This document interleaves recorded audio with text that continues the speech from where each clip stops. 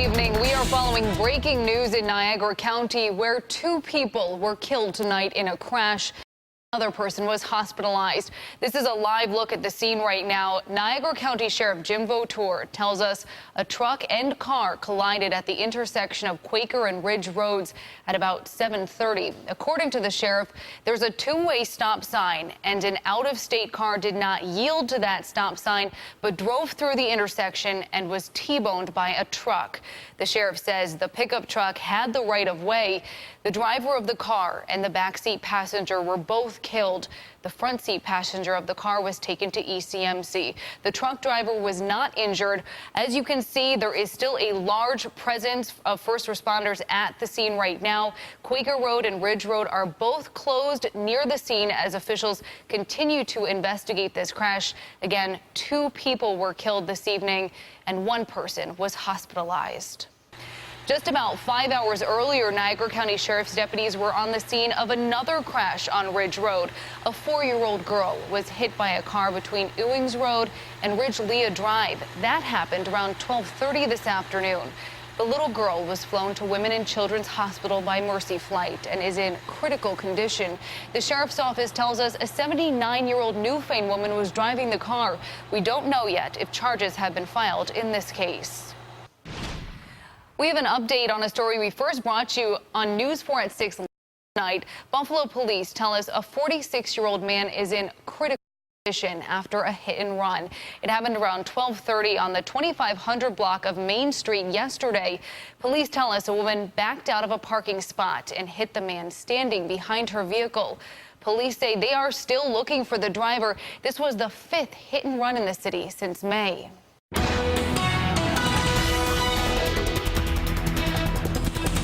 We are still under a lakeshore flood warning tonight. This is a live look from our tower cam over downtown Buffalo, where there were heavy downpours earlier, but looking outside right now, it's pretty calm. Andrew Baglini is here with more on what we can expect to start your work week. Andrew? Yeah, we're going to keep some showers and even a few thunderstorms in place for tomorrow, Callan. It's not going to be quite the same intensity that we saw today. If you've been with us the past couple of days, we've been talking about spotty but intense storms, and that's what we saw move through this afternoon. They weren't everywhere, but the places they were certainly left an impact. We had damaging wind gusts and flash flooding earlier today, and thankfully things are quieting down tonight. But towards Wyoming County, we actually had a funnel cloud, and it looks an awful lot like a tornado. We'll have to see if it actually touched ground. The National Weather Service calling this a funnel cloud for now, but calls to the area from the National Weather Service reported no damage in the area, and there was no tornado warning, but a pretty ominous looking sight, though, from Perry looking west. This photo from Police Chief Michael Grover in the area. Well, satellite and radar has quieted down since earlier this afternoon. We still have a few spotty showers around the Niagara frontier tonight. You see still some rain back in Ontario, so that'll be arriving overnight. One spot where we are seeing a downpour right now is southeastern Allegheny County. A thunderstorm moving on in with some pretty heavy rain, but the heaviest of the rain staying south in Pennsylvania. Flash flood warning earlier in Genesee County was canceled earlier, but we did see some flooding in that area.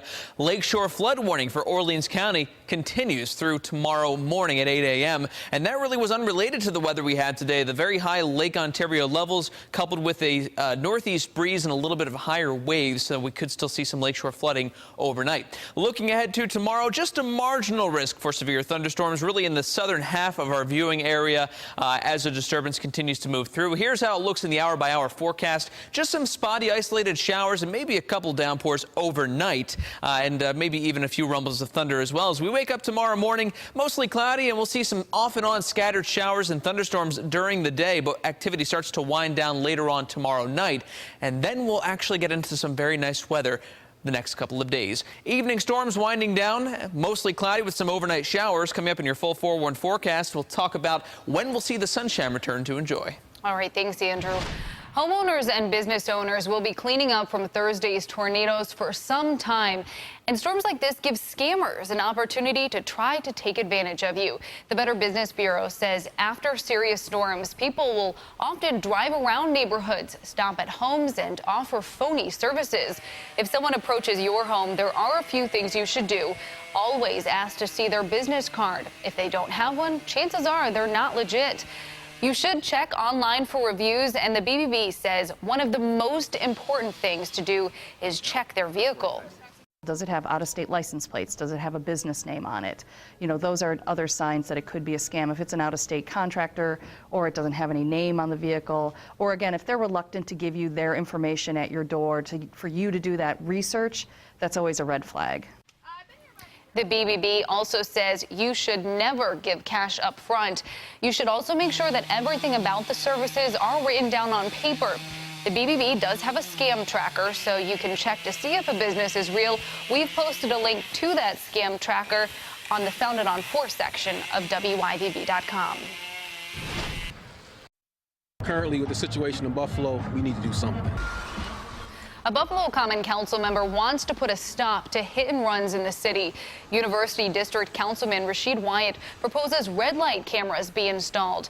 They would take pictures of people's license plates and the driver to help police and encourage safe driving. News 4's Rachel Monjovi joins us in the studio with details. Rachel? Well, Callan, a lot of citizens are turning to their city leaders to do something. The increase in hit and runs is frightening. Councilman Wyatt is trying to get ahead of the issue and thinks red light cameras could be the answer to preventing more tragedies. Residents have been urging us to do something because our streets aren't really safe for pedestrians. City leaders are at wits' end about the spike in hit and runs. Since May, there have been 5 in the city of Buffalo.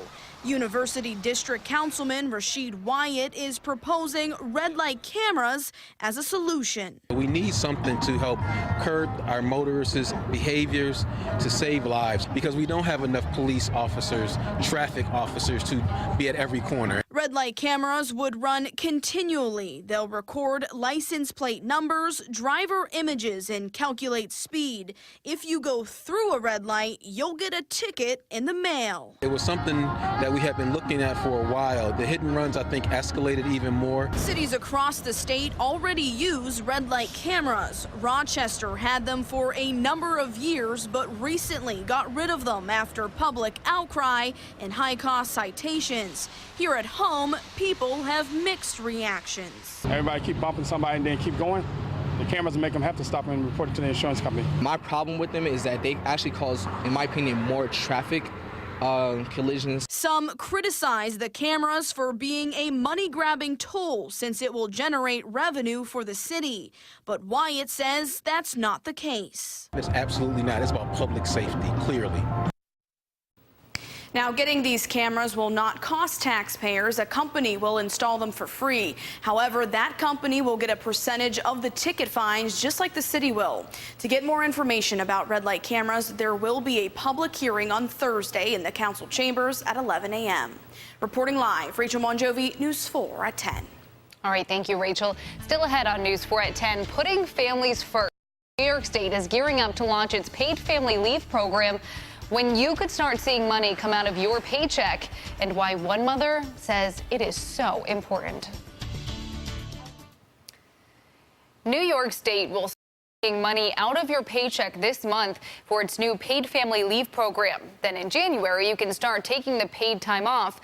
New York becomes the 4th state in the country to have a paid family leave program. Employees of private companies will be able to take time off for maternity or paternity leave, to care for a sick family member, or when a military family member is deployed. All private companies are required to take part, but the program is paid for by deductions from employees' paychecks. We spoke to a mother who went back to work less than a week after her son was born 2 months prematurely. Just because you go through a hard time doesn't mean your bills are going to stop. I just know that this could help somebody in a way that I wish it could have helped me.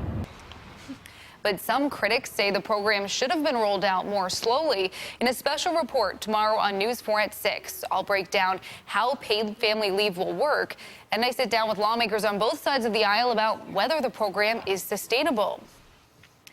Still ahead, after storms and rain today, sun is on the way later in the work week. Andrew has the good news.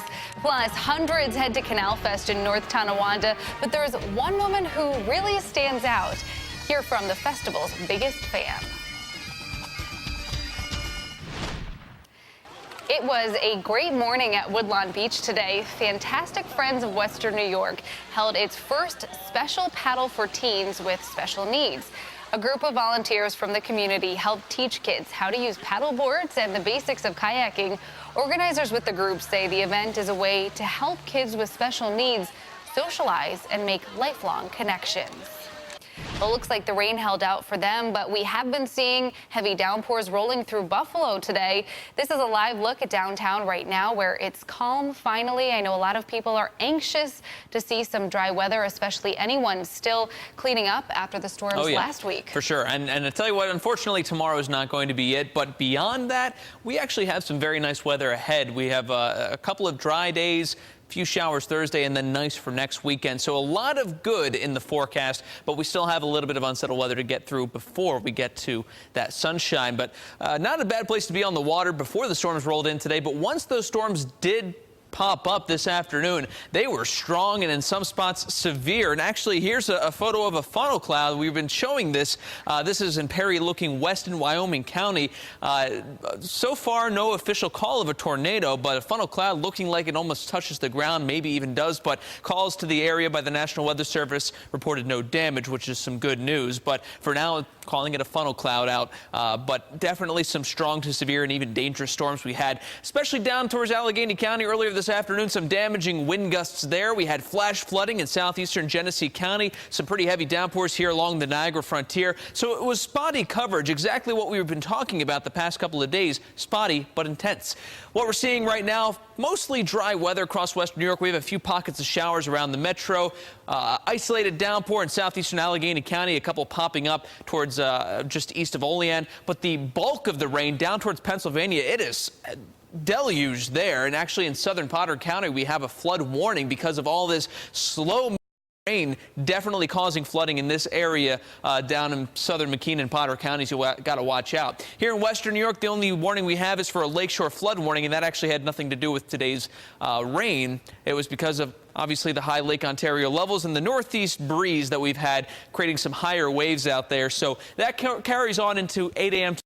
Could see a little bit of overnight flooding. All right, looking ahead to tomorrow, we do have a marginal risk still for severe thunderstorms, primarily in the southern tier, southeastern Erie and Wyoming counties. Not expecting it to be quite as intense as what we saw today, but maybe actually a little bit more widespread. And I'll show you what I'm talking about here. As you take a look at the hour-by-hour forecast, well, overnight, expect some spotty downpours and maybe even a few overnight thunderstorms. Not out of the question. We'll wake up tomorrow to mostly cloudy skies, some breaks of sunshine. You want to keep an umbrella nearby, but similar to today, we do have some spotty coverage where they do pop up, primarily in the southern tier. They could be strong to severe with these storms, but overall, the risk for severe weather is relatively low. But it's sort of an unsettled day with some off and on showers through the afternoon into the evening. This disturbance exits, and we'll start to see some improvements for Tuesday. Temperatures outside, low 70s around the metro, some upper 60s in the southern tier. The dew point's still running in the upper 60s, so it is still quite humid out there for tonight. We'll keep that mugginess in play for tomorrow. Evening storms winding down, mostly cloudy with a few overnight showers and storms returning. It'll stay mostly cloudy tomorrow. Certainly some breaks of sunshine, spotty showers and thunderstorms throughout the day. Few of them could be strong, and as that disturbance moves through, it will be a cooler day, only in the low and mid 70s. So if you plan on being out on the water, just keep in mind we will see a few showers passing through. A little bit breezier up towards Lake Ontario, but sustained winds shouldn't be much of a problem. Tuesday, clouds break for sunshine, mid 70s. Lots of sunshine. Wednesday, we're back to the 80s. The only hiccup week comes Thursday with a few showers and storms, but then we look good with sunshine as we head into next weekend. All right, thanks, Andrew. For a week out of the summer, every year, the canal connecting the Tonawandas lights up with excitement. That's because Canal Fest comes to town. But there's a part of Canal Fest's history that you may not know about. News 4's Kaylee Wendt has this story. 35 years ago, the first ever Canal Fest connected Tonawanda to North Tonawanda. Over time, it's seen many changes, but there has always been one constant. We do not like to miss any days at the Canal Fest. That constant is North Tonawanda native Jan Schreckengost. I was born and raised in North Tonawanda, born at DeGraff, raised in North Tonawanda, lived in North Tonawanda my whole life. From day one, Jan has always showed pride for her city. She loves everything from the Riviera Theater to the Carousel Collection. But her absolute favorite event to take part in is, without a doubt, Canal Fest. From the first day it started, I've been here every day, never missed a day. My children came, my grandkids came. I have great-grandkids that come now. It's become a tradition within all generations of her family, and she knows that will carry on forever, especially because she uses the festival as a way to catch up with all the people she hasn't seen since the year before. I love to see people that I haven't seen all year long. And when I sit on my bench, there's like people that'll sit right next to me and that. You heard her mention that bench. It's been unofficially dubbed her own because that's where, for the last 35 years, she has sat. The bench is on Sweeney Street and Webster Street in North Tonawanda, right at the bridge, going across into Tonawanda. A tradition of hers has now turned into a tradition of others. Passerbys look for her, and if she's not there, they go looking. Sometimes if I'm over in Tonawanda eating at one of the concessions over there, my friends will find me and they'll say, I looked on the bench for you and you weren't even on your bench, you know. She's a staple to the North Tonawanda community and to the festival, and she doesn't plan on missing it, even in the worst of circumstances. I've told my children, I said, if I'm in the hospital, I says, I don't care if I come here in a bed from the hospital or whatever. I'm coming to the Canal Fest. She also says, rain or shine, you can catch her wandering around, spreading love for her city. Her message to everyone? See you next year. In North Tonawanda, Kaylee Wendt, News 4. Coming up next in sports, the Bisons do something they haven't done in almost 2 months, and a battle to remember at the Open Championship. Highlights from England right after this. Now, News 4 continues with the latest in sports. Nothing like a good old-fashioned battle on the golf course in a major. Matt Kuchar trying to take down Jordan Spieth in the Open Championship today, and Spieth appeared to give him a chance on the back nine, at least briefly. On the 13th hole, tied with Kuchar, Spieth makes a huge mistake. This one goes way off course. People gathering like ants. Spieth dropped on the driving range, blind shot over a hill. This is how I play golf. But Jordan Spieth makes it work. A bogey on the hole. Still, Kuchar has the lead, and then Jordan Spieth just got rolling. He birdied the 14th. Then on the 15th, for eagle, you betcha. He's back in front, and he's pretty pumped about it. Kuchar trying to hang on. Spieth given zero room. You're just not supposed to make this look this easy, and Spieth goes up 2 strokes. But Kuchar did hold on. A birdie chance on the 17th to get within 1. He's got to make it, and he does. So Spieth would have to miss the next putt to make it realistic, and he's not missing today. The 24-year-old, the youngest American to win the Open Championship. Bison's wrapping up their weekend nicely. Their first 3-game win streak in almost 2 months. June 4th was the last time they put 3 in a row together. 5-2 win at Louisville. Dwight Smith Jr. going yard. Rowdy Tellez 2 doubles in the win. And now they get some help in the lineup via trade. The Blue Jays acquiring 26-year-old infielder Rob Refsnyder from the Yankees today. Refsnyder headed to Buffalo. He's posted a .390 on-base percentage in the minors this season. Is very good, so hopefully he helps. And in the big leagues, the Yankees get a win over the Mariners. The Indians take down the Blue Jays, though, so 50-50 on that front. Hey, but the Bisons. But the Bisons. It's great. The Bisons, they're getting there. Good news. All right, your lottery numbers are just ahead. But first, here's tonight's 10 o'clock tidbit. Bloodhounds can follow a scent that is 4 days old.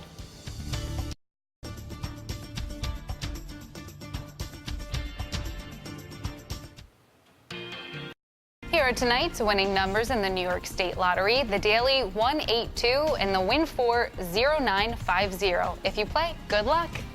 Thank you for making us your choice for the news. You can find us online 24/7 at WIVB.com. Have a great night.